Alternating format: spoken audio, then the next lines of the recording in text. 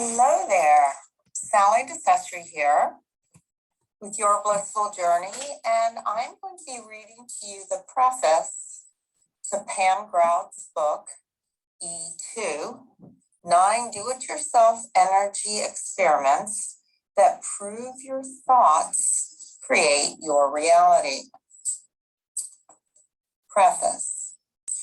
Everyone who is seriously involved in the pursuit of science becomes convinced that a spirit is manifest in the laws of the universe, a spirit vastly superior to that of man. Albert Einstein, German theoretical physicist. 2 months before I turned 35, my longtime boyfriend dumped me for a 20-something law student with dark roots. Keep in mind that this was about the same time the single woman / asteroid study came out, the one that publicly reveals that women over 30 have roughly the same odds of walking down the nuptial aisle than they do of being sideswiped by an asteroid. After several days of lying in bed and staring at my ceiling fan, I came to the conclusion that I had 2 choices left. I could either slit my veins in a warm bath or sign up for a month-long work-study program at Esalen, the self-improvement mecca in Big Sur, California. Knowing how my roommate at the time despised messes, I opted for Esalen. On the second night there, I met a handsome former surfer named Stan, who convinced me to spend the evening listening to the ocean crashing against the cliffs. We finally fell asleep in one of the massage rooms, huddled together to stay warm. Not that it worked. April winds whipped off the Pacific, and they can be ferocious. Even with our combined body heat, we practically froze to death. Come to think of it, it certainly would have solved my messy suicide dilemma. If Stan hadn't been so cute, and I hadn't been so desperate to get over the jerk who tossed me aside like some empty bag of Doritos, I probably would have excused myself and gone back to my insulated sleeping bag. But I stayed until the next morning when the dawn's early light revealed that the whole time there'd been a space heater next to the mat where we'd been huddled. A space heater we could have turned on and used to keep us warm. In a nutshell, that's what this book is about. There's a space heater, or rather an invisible energy force, that's constantly available for our use. And we haven't bothered to turn it on. Most of us are totally oblivious to the fact the space heater even exists. We think of life as a random crapshoot. C'est la vie. Those of us who do know about the space heater, that is, the energetic field that gives us the ability to shape and design our lives, don't understand how it works. We've heard rumors that praying turns it on, that good works keep it going. But no one seems to know for sure. This guru tells us to chant. The next one suggests meditation. The one from last year insisted we clean up our thoughts and increase our vibrations. So which is it? Is the energy force really that vague and mysterious? And why does it only work sometimes? At best, It's finicky and fickle. Certainly nothing you can bank on. Or is it? What I'd like to suggest is that this invisible energy field is 100% reliable. It works every time, like a math principle or a law of physics. 2 + 2 always equals 4. Balls dropped off roofs always fall. Your every thought always affects physical reality. Seeing is believing. My fingers are being pried off all I think I know. Certainty is very useful, but it can really close your mind off to the true light.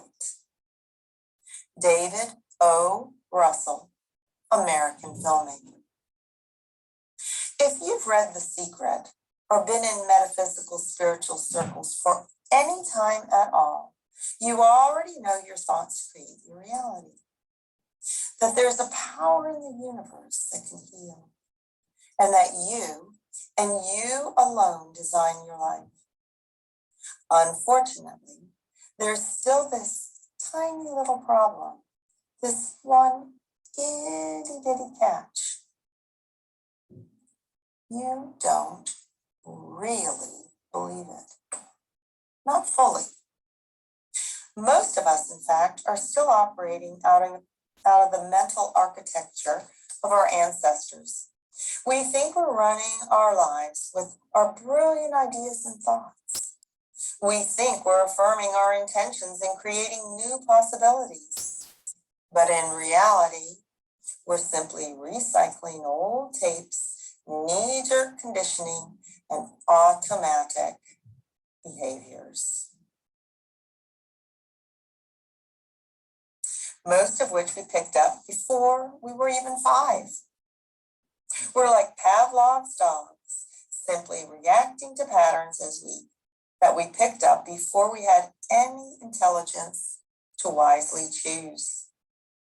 Most of the thoughts we assume are our own are really the invisible and largely unquestioned beliefs we downloaded from others. So we pit our positive thoughts against our old disempowering programming. In other words, our consciousness, that force that always affects physical reality, has been hijacked. Not long after I graduated from college, landed a job, and was running my own affairs, I noticed negative thoughts about money dive bombing for my attention. I found myself worrying, wondering if running out of money was imminent, questioning whether or not I could afford a new bike I wanted or the computer I needed. One day, during an early morning jog, I suddenly got it. Those thoughts were exact clones of comments my mother often made when I was growing up. And even though there was no evidence to support those fears in my life, I had downloaded them straight into my consciousness without even being aware of it. Needless to say, that wasn't a paradigm that served my highest good. I consciously rewrote the paradigm that ran my financial life to, I can afford anything I want. In fact, I am so prosperous, I never worry again. As an independent freelance writer, I also appointed God as the CEO of my career. I figured there was no way I could run this fickle writing business with the faulty wiring and negative thoughts I downloaded from my past. Clearly, I needed a new, energetic imprint. Reality's changed, dude. If we worked on the assumption that what is accepted as true is really true, then there would be little hope for advancement. Orville Wright, American inventor. Even though the reductionist, mechanical worldview has been proved defective, it's still deeply ingrained and embedded in our culture. Neuroscientists tell us that 95% of our thoughts are controlled by our pre-programmed subconscious mind. Instead of actually thinking, you're looking at a movie of the past. If you weren't immersed in this nonstop riot of fragmented old thinking, you'd be modifying your life at will. You'd have no fear around money. You'd have nothing but beautiful relationships. And you'd be so ecstatically content that it would never occur to you to pick up a book like this. Quite frankly, I'm glad you did. This little book will prove to you once and for all that your thoughts have power and that a field of infinite possibilities awaits your claim. It will help you rewrite the outdated thinking that drives your life. Instead of making a grand argument, the same grand argument you've read about in all the other books about changing reality. This book has 9 easy-to-try experiments that offer real-time proof. It gives you the opportunity to move from knowing your thoughts create reality to witnessing it happen on a daily, decision-by-decision basis. At this point, it's still theory. Seeing with your own 2 eyes that you change reality simply by observing it will rewire your brain and divest you from old conditioning. Learning through scientific experimentation how deeply you are connected to the field of potentiality will literally set you free. The magic we threw overboard. Oh my, how the world still dearly loves a cage. Tess Lynch, writer, gentlewoman, and essayist. Quantum physics defines the field as invisible moving forces that influence the physical realm. In this book, you'll learn to use this field of potentiality, I like to call it the FP, to your advantage. Because energy is invisible and because you are still operating from old school principles that put materiality first, we haven't learned to truly harness this fundamental building block. For the next 21 days, roughly the time it takes to do the experiments in this book, you have the rare opportunity to develop a conscious relationship with energy. Even matter, said quantum physicist David Bohm, is nothing but frozen light. And you'll learn to transform and parlay it into anything your heart desires, whether it be peace of mind, money, or a more rewarding career. You can even direct the FP to provide a vacation to Tahiti. Take me, for example. A few years ago, I decided to spend a month in Australia. a chiropractor I had a huge crush on, had just taken a job there to work with the Aborigines. How, I wondered, were we going to fall in love when I was in Kansas and he was 10,683 miles away? One look at my bank statement would have convinced any reasonable person that a $1,500 plane ticket to Sydney, the going price at that time, was out of the question. But I wanted to go, and I was lucky enough to know about the field of potentiality that could make that happen. I started planning the trip, began picturing myself romping through the Sydney surf. I mean, I really worked up this picture in my mind. Within a week, my editor at Bride magazine called. I know it's like notice, she began, but is there any way you'd be willing to go to Australia to write a honeymoon story? We'll pay extra. Well, okay, I said, if you insist. You can transform energy to heal and change your body. I was hiking with a friend in the flatlands near Steamboat Springs, Colorado. Climbing up the one path in the entire park, she tripped over a rock, fell, and watched in horror as her ankle started swelling. I mean, this ankle swelled.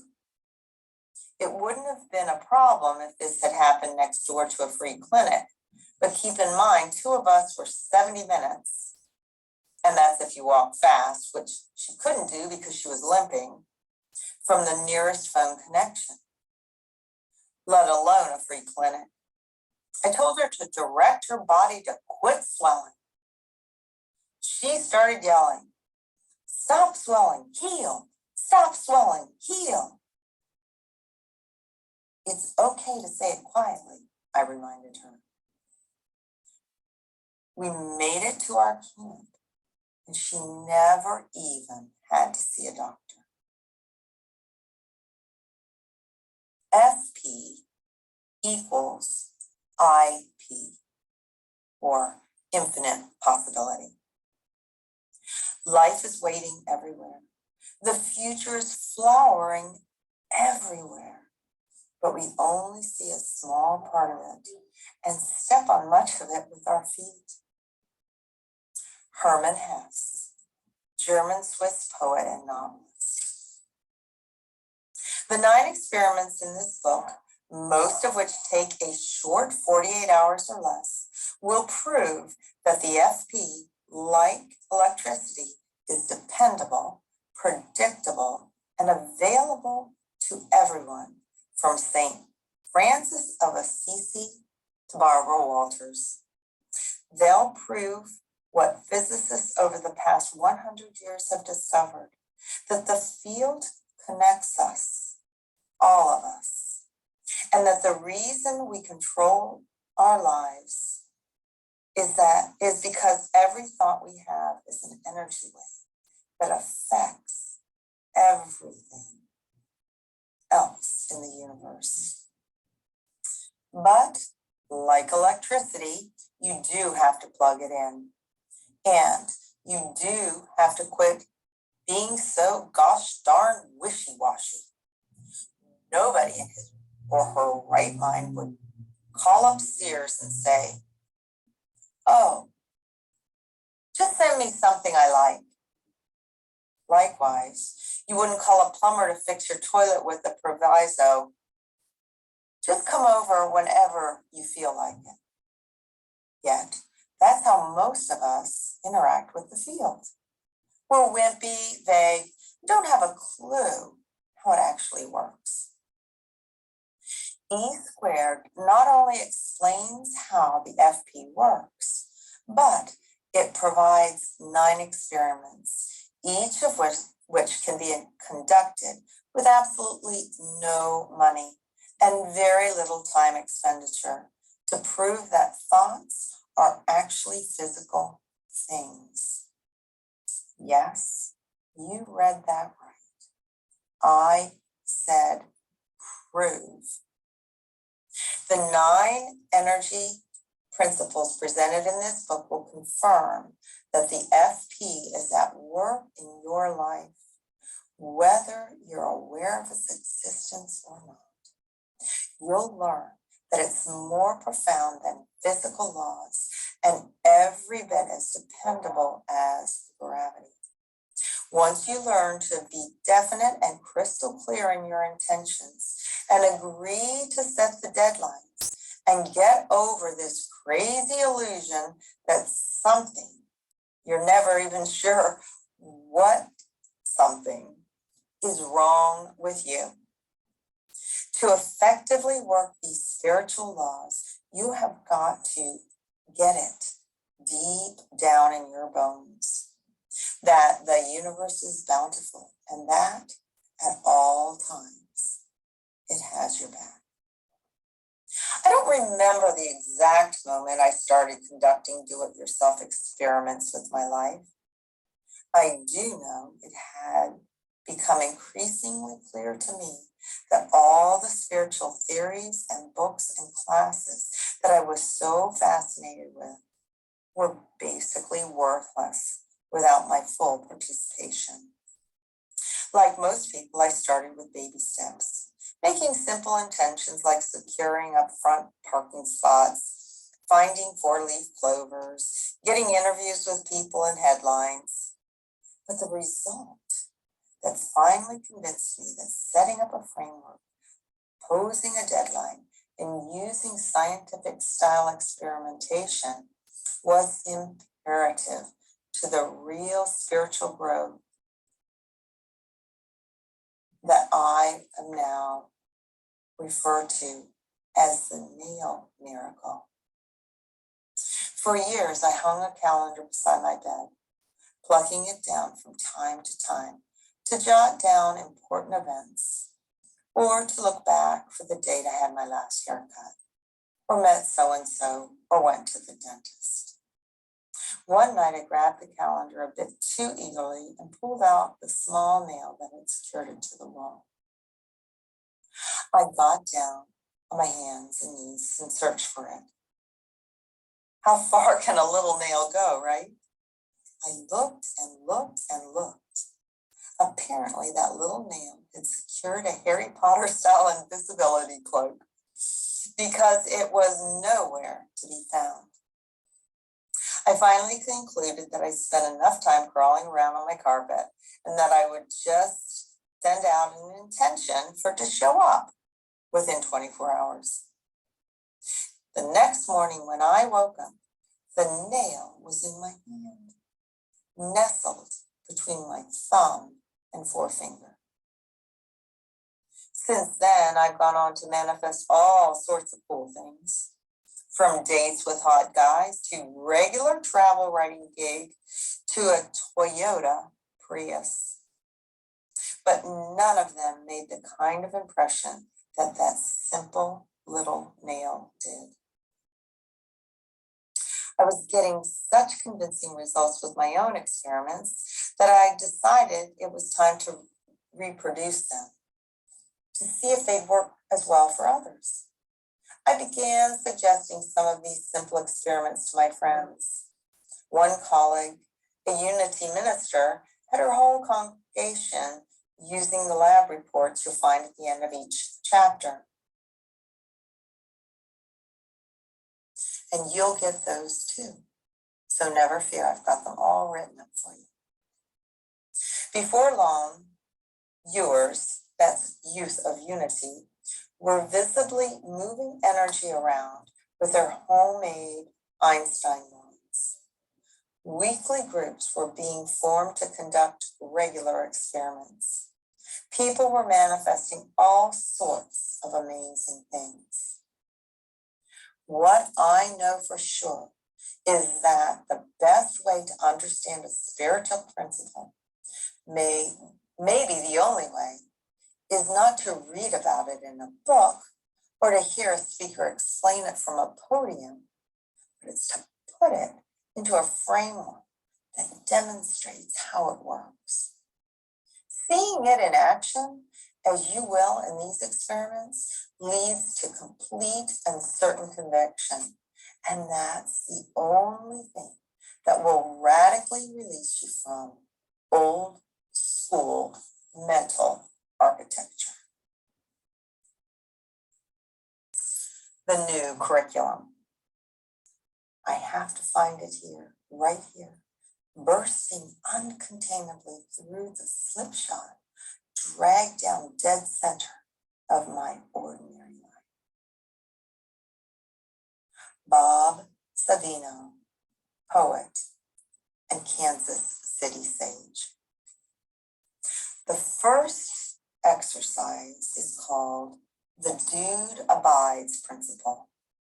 This is the basic principle, the foundation upon which all the others rest. Basically, what it says is there's an invisible energy force or a field of infinite possibilities. This experiment could be best described as an ultimatum. You're going to give the force exactly 48 hours to make its presence known. You're going to demand a clear, unmistakable sign, something that cannot be written off as coincidence. Our second experiment is the Volkswagen Jetta principle. Remember that new car you bought a few years ago? When you first decided it was the car of your dreams, it seemed like a unique car. You figured you'd be the only one in town to proudly drive this one. Well, by the time you read up on it in Consumer Reports, decided on the price you needed to offer, and finally got yourself to the car dealership, you noticed that practically every eighth car was a Volkswagen Jetta, or whatever car it was you wanted. And that's what happens when you begin to think about something. You draw it into your life. Every thought you have, every judgment we make impacts the field of potentiality. In fact, reality is nothing but waves of possibility that we have observed into form. This principle states you impact the field and draw from it according to your beliefs and expectations. And to prove it, we'll set the following clear intention. This is what I want to pull out of the field in the next 48 hours. The third principle is the Albie Einstein principle. Even though this principle, you too are a field of energy, is one of the cornerstones of spiritual principles, it actually first came to light in the physics lab. Yes, it was scientists who discovered that, despite all appearances to the contrary, human beings are not matter, but continually moving waves of energy.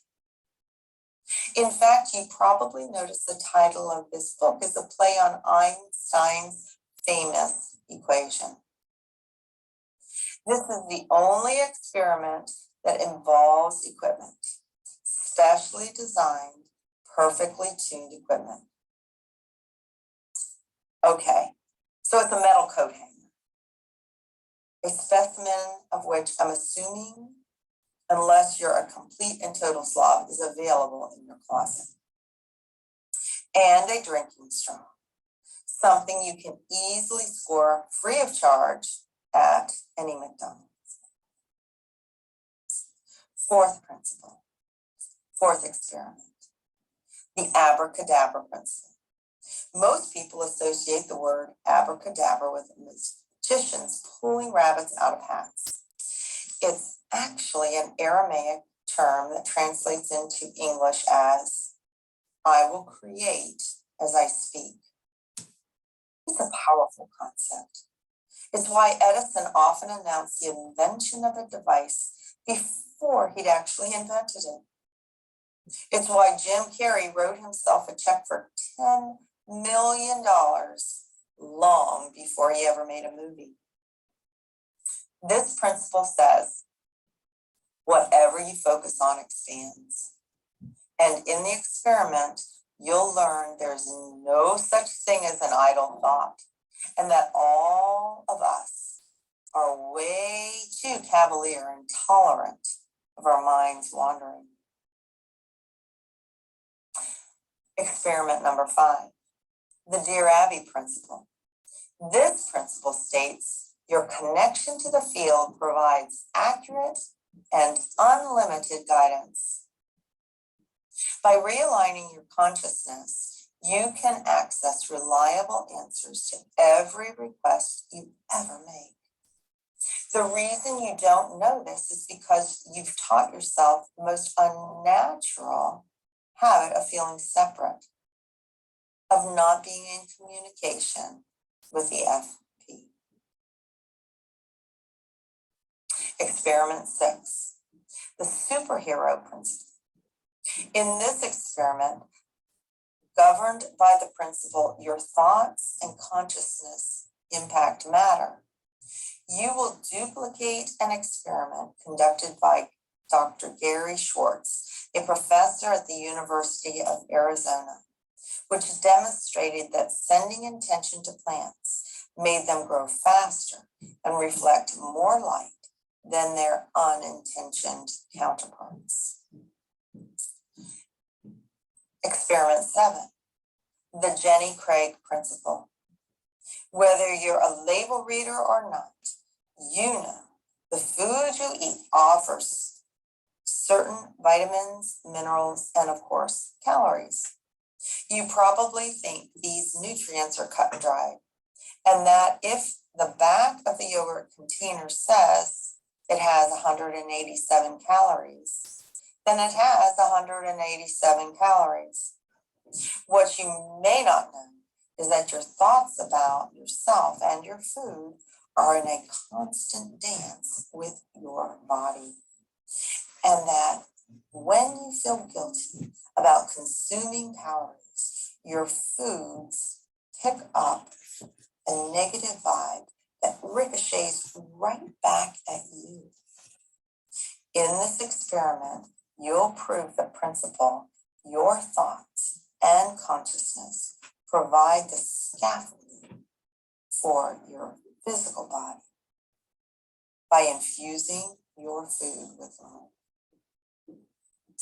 Experiment 8, the 101 Dalmatians principle.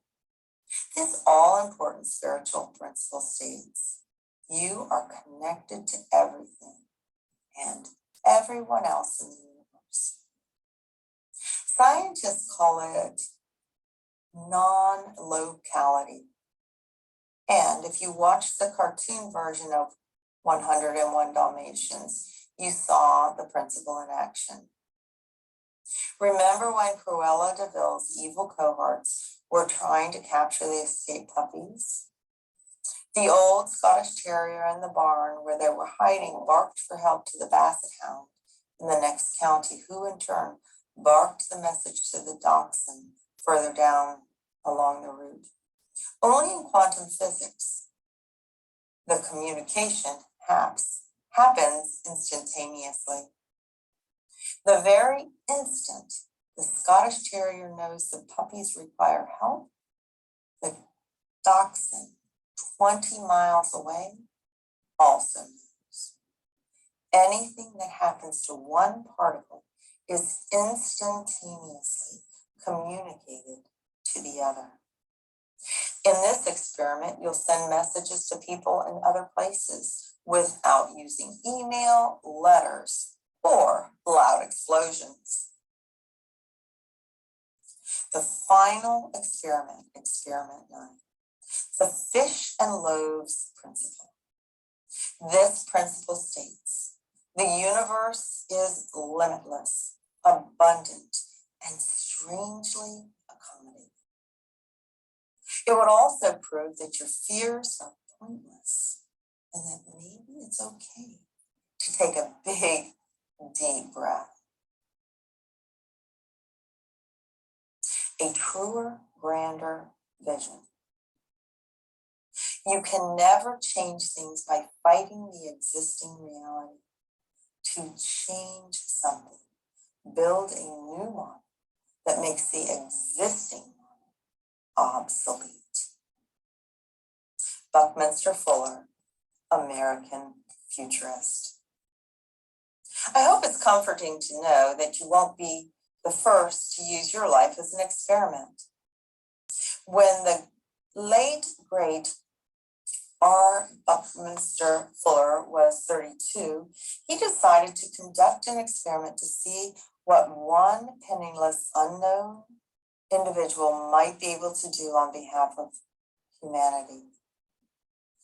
Dubbing himself Guinea Pig B, he dedicated himself to bringing about change to the world. At the time he started the experiment, he was what you might call a nobody. Bankrupt and unemployed, he had a wife and baby to support. His first child, the baby's older sister, had just died. He had been drinking heavily. His prospects didn't look promising, but he decided to cast aside the past, give up limiting thoughts. He wanted to know, what could one person do to change the world? Over the next 56 years, he devoted himself to this unique experiment. He took risks. He asked, what if? Not only did he become an architect, an inventor, an author, and a great leader of men, but between 1927, when he launched the experiment, and his death in 1983, he wrote 28 books, received 44 honorary degrees, registered 25 US patents, and literally changed the way humans see themselves. That's what I hope E² will do for you. I hope it will change the way you see yourself. I hope it will inspire you to conduct an experiment with your own life, to use your energy to become the most fantastic, most joyful, wondrous, beautiful, tender human being you possibly can. And that is Pam Grout's preface to E².